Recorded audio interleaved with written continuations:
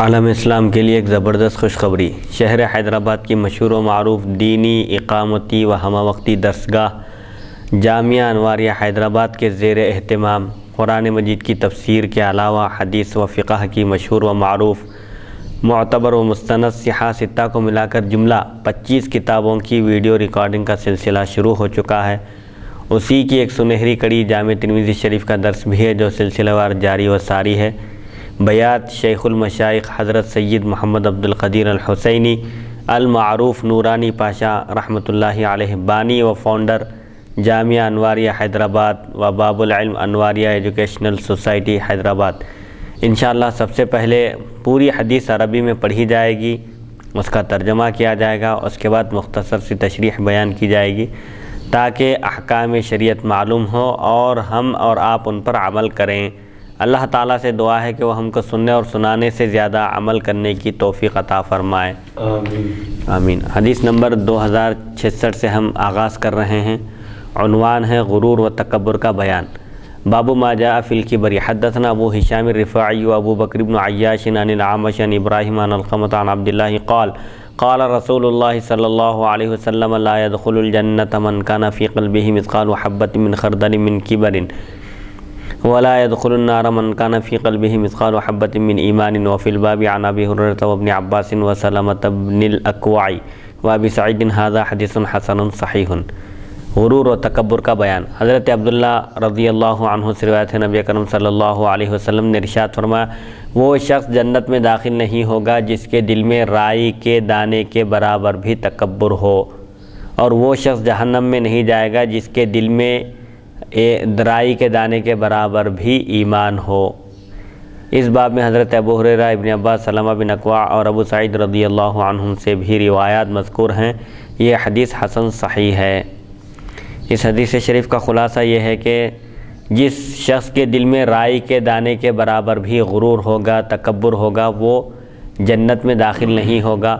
جنت میں داخل نہیں ہوگا اس کا مطلب یہ ہے کہ اولین یعنی پہلی مرتبہ جیسے متقی پرہیزگار لوگ اور تمام گناہوں سے پاک لوگ جیسے داخل ہوں گے، سبقت اس کو حاصل نہیں ہوگی جنت میں داخل ہونے میں، البتہ اپنے گناہوں کی سزا پانے کے بعد جنت میں داخل کیا جائے گا۔ مگر بہرحال دوزخ میں جائیں گا، اپنے گناہوں کے مطابق سزا ملے گی، سزا پائے گا، اس کے بعد پھر جنت میں جائے گا۔ ایسے ہی جس کے دل میں رائی کے دانے کے برابر بھی ایمان ہوگا، ذرہ برابر بھی جس مومن کے دل میں ایمان ہوگا وہ جہنم میں نہیں جائے گا۔ گناہگار ہوگا تو بھی جہنم میں جا کر صرف اپنے گناہوں کی سزا پائے گا، پھر جنت میں داخل ہو جائے گا۔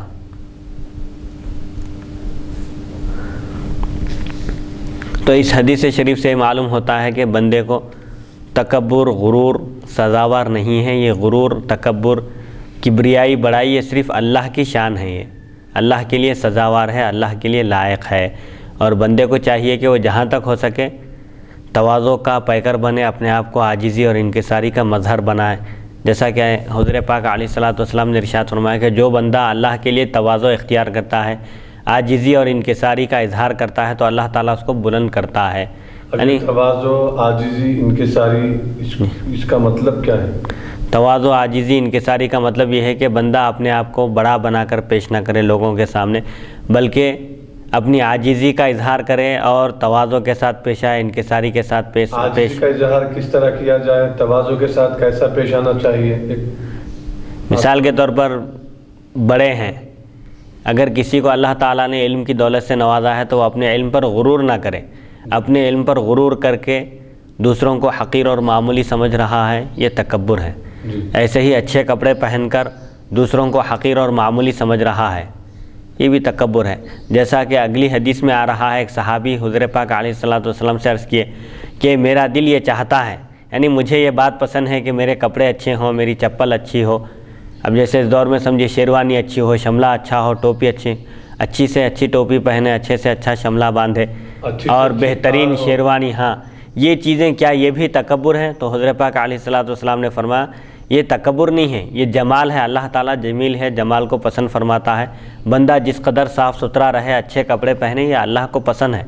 اللہ کی دی ہوئی نعمتوں کا اثر بندے پر دکھائی دینا چاہیے، لیکن تکبر کا مطلب یہ ہے کہ بندہ حق کا انکار کرے اور لوگوں کو حقیر اور معمولی سمجھے، بہترین لباس پہن کر دوسروں کو حقیر اور معمولی سمجھ رہا ہے، بہترین گھر بنا کر جھونپڑی میں رہنے والوں کو حقیر سمجھ رہا ہے، ذلیل کر رہا ہے، رسوا کر رہا ہے، یہ تکبر ہے۔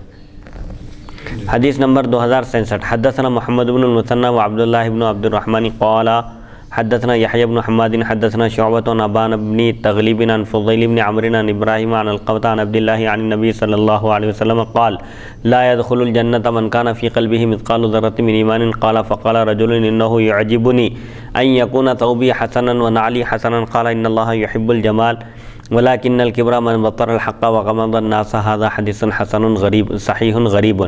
حضرت عبداللہ رضی اللہ عنہ سے روایت نبی اکرم صلی اللہ علیہ وسلم نے ارشاد فرمایا جس کے دل میں رائی کے دانے کے برابر بھی ایمان ہوگا وہ جہنم میں نہیں جائے گا، یعنی ذرہ برابر بھی جس کے دل میں ایمان ہوگا، جس نے صدق دل سے لا الہ الا اللہ محمد رسول اللہ کی گواہی دی وہ مومن ہے اور اس کے دل میں ایمان ہے تو وہ جہنم میں داخل نہیں ہوگا۔ ایک صحابی نے عرض کیا مجھے یہ بات پسند ہے کہ میرے کپڑے اچھے ہوں اور جوتا اچھا ہو، تو کیا یہ بھی تکبر ہے؟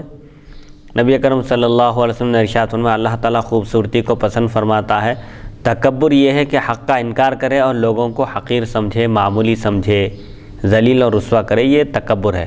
یہ حدیث حسن صحیح غریب ہے۔ اور یہ حق کا انکار سے مطلب یہ ہے کہ اگر آپ کوئی کام غلط کر رہے ہیں جی اور آپ کو کوئی اللہ کا بندہ یا کوئی شخص یہ کہہ رہا ہے، یہ بتا رہا ہے کہ حضور صلی اللہ علیہ وسلم نے منع کیا ہے ایسا کرنے سے، اور وہ حق بات کہہ رہا ہے کہ آپ کو یہ کام کرنا نہیں ہے، یہ گناہ والا کام ہے، یہ برا کام ہے، خراب کام ہے، اللہ کے رسول نے ایسا کرنے سے منع کیا ہے جی، تو اب اگر وہ اس کا انکار کر رہا ہے تو حق کا انکار کر رہا ہے، حق کا انکار کر رہا ہے۔ اچھا انکار نہیں کر رہا جی لیکن گناہ میں جو ہے گناہ اس سے ہو رہے ہیں، جی ہونے والا بے شک یہ گناہ ہے، حرام ہے، ناجائز ہے، اللہ و رسول کو ایسا کرنا پسند نہیں ہے، جی لیکن پھر بھی وہ کر رہا ہے، جی، تو کیا یہ بھی حق کا انکار ہے؟ انکار ایک ہے قولی ہے، ایک ہے عملی، ہاں ایک ہے اعتقادی۔ اعتقاد جو ہے جی اعتقاد تو یہ ہے کہ واقعی اللہ کے رسول اس کو جو ہے حرام بولے ہیں، حرام قرار دیے ہیں، یہ حرام ہے جی، یہ اور بات ہے میری کوتاہی، غفلت، کاہلی و سستی کی وجہ سے میں یہ گناہ میں ملوث ہوں اور یہ گناہ کر رہا ہوں۔ جی، ایک ہے فرضیت کا انکار کرنا اور ایک ہے اس پر عمل نہ کرنا، دو چیزیں الگ ہیں۔ انکار کرنے سے کافر ہو جاتے ہیں، فرض کا انکار کرنے سے کفر صادر ہو جاتا ہے، کافر ہو جاتا ہے بندہ۔ لیکن اگر کوئی انکار نہیں کر رہا ہے، اعتقاد ہے اس کو، فرضیت کا یقین ہے، یا کوئی چیز حرام قرار دی گئی اسلام میں اس کو حرام سمجھتا ہے، شراب پی رہا ہے، حرام سمجھ کر پی رہا ہے، تو کافر نہیں کہیں گے اس کو، بلکہ فاسق کہیں گے، گناہگار کہیں گے، اللہ کے اور اس کے رسول کی حکم کی نافرمانی کرنے والا کہیں گے، لیکن دائرہ اسلام سے اس کو خارج نہیں کر سکتے۔ ہاں کب کر سکتے ہیں؟ جب کسی حرام کو حلال سمجھ کر رہا ہے یا حلال کو حرام سمجھ کر رہا ہے، حلال کو حرام سمجھا یا حرام کو حلال سمجھا تو اس وقت کافر ہو جاتا ہے۔ انکار کرنے سے بھی فرضیت کا کافر ہو جاتا ہے، لیکن اس پر عمل نہیں کر رہا ہے، سستی کی وجہ سے، کوتاہی کی وجہ سے، یا نفس کے وسوسے میں یا نفس کے چال میں آ کر سمجھے، تو ایسی صورت میں اس کو دائرہ اسلام سے خارج نہیں کیا جا سکتا۔ ایک شرابی ہے، زانی ہے، سب کچھ ہے، لیکن مومن ہے، ایمان ہے اس کے دل میں، تو اس کو کافر نہیں کہہ سکتے، گناہگار کہیں گے، فاسق کہیں گے، نافرمان کہیں گے، عاصی کہیں گے اس کو، فاسق اور فاجر، لیکن دائرہ اسلام سے خارج نہیں قرار دیا جا سکتا۔ یہاں حق کی جو بات آئی ہے، جی، ایک وہ جو تکبر کرتا ہے، دوسرا وہ کہ جو ہے حق کا انکار کرتا ہے۔ حق کا انکار کرنے سے مراد یہ ہے کہ حق بات جب سامنے آ جائے تو اس کو قبول کرنا چاہیے، اس پر عمل کرنا چاہیے، لیکن کیوں قبول نہیں کرنا؟ میں ایک بڑے مرتبے پر فائز ہوں، ایک شخص، ایک معمولی درجے کا آدمی میرے کو یہ بول رہا ہے، انا میں آ کر، تعصب میں آ کر اگر قبول نہیں کر رہا، جیسے بعض لوگ حق بات سامنے آنے کے باوجود اس کو قبول کرنے سے کتراتے ہیں، پیچھے ہٹتے ہیں، یہ تکبر ہے۔ کیوں؟ اپنی بڑائی پوری خاک میں مل جاتی ہے، اگر ہم مان لیں گے اس کی بات کو تو ہماری صدارت، ہماری ریاست، ہماری حکومت ختم ہو جاتی، یہ ہے تکبر۔ جیسے یہود و نصارہ کے بارے میں بھی حضور پاک علیہ الصلوۃ والسلام نے ارشاد فرمایا کہ قرآن کی ایک آیت کے بارے میں، ان لوگوں کے بارے میں آیا ہے کہ اتأمرون الناس بالبر، کیا تم لوگوں کو بھلائی کا بھلائی کا حکم دیتے ہو، نیکی کا حکم دیتے ہو اور خود اپنے آپ کو بھول جاتے ہو۔ تو اس آیت کی تفسیر میں لکھا ہوا ہے کہ یہود و نصارہ جو لوگ مسلمان ہوتے تھے ان سے کہتے تھے، یعنی لوگ اگر دین اسلام کے بارے میں پوچھتے اور حضور پاک علیہ الصلاۃ والسلام پر ایمان لانے کے بارے میں ان سے دریافت کرتے تو کہتے تھے کہ حضور پاک علیہ الصلاۃ والسلام جس دین پر ہیں وہ دین برحق ہے، تم اس دین پر ثابت قدم رہو، اس دین میں داخل ہو جاؤ۔ دوسروں کو مسلمان ہونے کی ترغیب دیتے تھے، اگر پوچھتے تھے تو ان کو تلقین کرتے تھے اور حکم دیتے تھے کہ تم مسلمان ہو جاؤ کیونکہ وہی دین برحق ہے، لیکن خود مسلمان نہیں ہوتے تھے۔ کیا وجہ تھی اس کی؟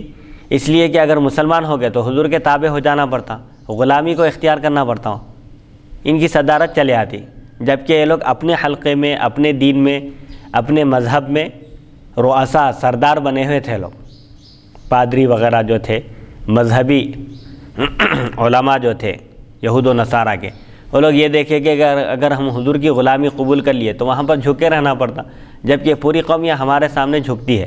تو یہ تکبر کی وجہ سے لوگ حضور پاک علیہ الصلاۃ والسلام پر ایمان نہیں لائے، حالانکہ دوسروں کو تلقین کرتے تھے، نصیحت کرتے تھے، کوئی ان سے پوچھتا تو کہتے تھے کہ بھئی اس دین پر ثابت قدم رہو کیونکہ وہ دین برحق ہے۔ تو یہ تکبر ہے، حق بات سامنے آنے کے بعد انکار نہیں کرنا، اپنی بڑائی خاک میں مل جانے کے ڈر سے، اس کا نام تکبر ہے۔ تو تکبر یہ ہے کہ حق کا انکار کرے۔ حق کا انکار کرنے سے مراد یہی ہے کہ صداقت، سچائی، حقیقت جب سامنے آ جائے تو اس کو قبول کرنے سے کوئی شخص انکار کر رہا ہے، تعمل کر رہا ہے، آگے پیچھے ہو رہا ہے، پس و پیش میں ہے۔ کیوں؟ اس لیے کہ ایک بہت بڑے پوسٹ پر ہے، وہ فائز ہے، ایک عہدہ ملا ہے اس کو، اس عہدے سے اس کو دستبردار ہونا پڑے گا، یا سمجھے ظاہری طور پر دستبردار میں نے یا چھوڑ دینا پڑے گا اس کو، یا ظاہری طور پر سمجھے اس کی عزت خاک میں مل جائے گی۔ جیسے سوچنے لوگ ارے میں اتنا بڑا آدمی ہوں اور غریب کے ساتھ بیٹھ کر کھانا کھاؤں گا یا کہیں غریب کی دعوت میں جاؤں گا تو میری عزت خاک میں مل جائے گی، ایسا جیسا ذہن ہے لوگوں کا تصور ہے، اس تصور کو اسلام میں مٹا دیا گیا کہ تکبر صرف اللہ کی ذات کو سزاوار ہے، اللہ کے لیے سزاوار ہے اور اللہ ہی کے لیے لائق ہے، بندے کے لیے تکبر زیبا نہیں دیتا۔ سبحان اللہ سبحان اللہ۔ حدیث نمبر 2068 حدثنا ابو بکر حدثنا ابو معاویہ عن عمرو بن راشد عن نیاس بن سلمۃ بن الاکوع عن ابیہ قال قال رسول اللہ صلی اللہ علیہ وسلم لا يزال الرجل يذهب بنفسه حتى يكتب في الجبارين